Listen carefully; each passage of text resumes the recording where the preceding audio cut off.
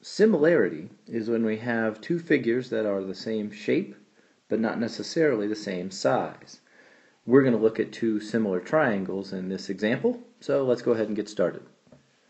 Here we've got two triangles, and in this particular problem we are told that they are similar, which means they have the same shape. We can see they're both right triangles, and they're generally pretty close to having the exact same shape. Because the problem tells us they're similar, we know we have exactly the same shape. Don't rely on the diagram. If you look at this diagram, this 16 line here looks longer than the 20. Don't look at the figure and say, well, something's totally wrong with this problem. That can't be right. Trust the markings, not necessarily the picture. If you're told they're similar, they are.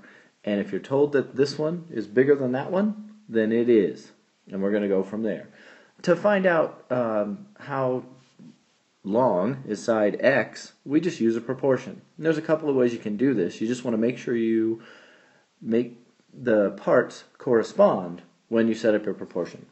Here's what I mean. One way you could set this up is, well, I could do 12 over 16 equals corresponding parts. Now, if I'm going to use 12 over 16, I need to use X over 20, and that's the proportion that I'm going to solve to find out the value of X. So as we work through this, we will cross multiply and have 16x equals 240. Divide both sides by 16, and we end up with x is equal to 15. That's how we use similar triangles to find a missing side. Now you might be thinking, well, yeah, you did the 12 and the 16 in the same triangle and the x and the 20 that were in the same triangle. What if I want to set up corresponding parts that aren't in the same triangle? Well, let's take a look. If we want to say, well, this 12 is in the same spot as that x, so I want to set up 12 is to x as 16 is to 20. Well, let's see how that shakes out. When we go through and cross multiply, we're going to get 16x is 240, and what do you know, look at that. I still end up with that same answer of x equals 15.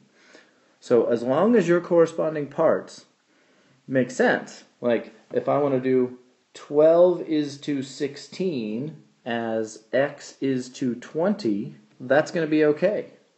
Also, if you want to do 12 is to x as 16 is to 20, that's going to be okay.